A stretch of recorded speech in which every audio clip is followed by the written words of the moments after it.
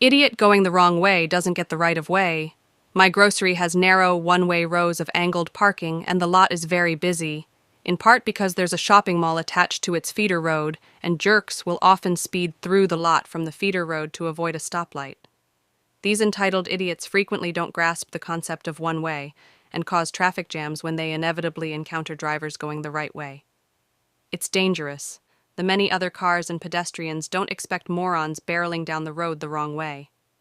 When one of these traffic jams happens, the easiest way to fix it is the person who's going the right way has to pull back into a parking space, assuming there's an empty one, thus enabling the wrong way idiot to pass.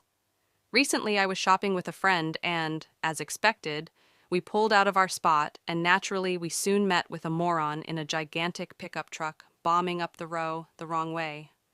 Twice as big as my friend's car and radiating compensation. Well, it turns out she'd had enough of these people. On this day, most parking spaces around us were filled, but there was one right there that she could have pulled into.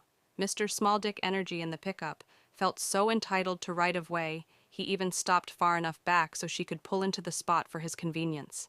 Rather than do so, she surprised everyone by exaggeratedly slowing down and stopping a few feet from his huge bumper. Mr. Small Dick Energy then had the nerve to rev his engine a few times and kept creeping forward threateningly, as if he was going to force us to back way up to the end of the aisle so he didn't have to do the same. My friend put the car in park and just waited.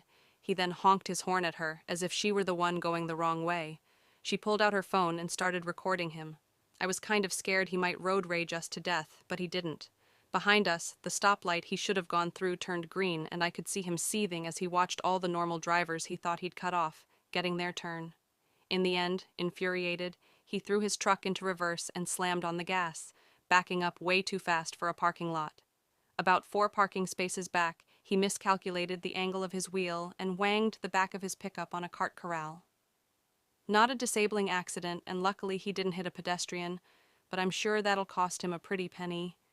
He didn't even stop to get out and inspect the damage, most likely because he'd managed to publicly shame himself in such a grand fashion. It was so satisfying.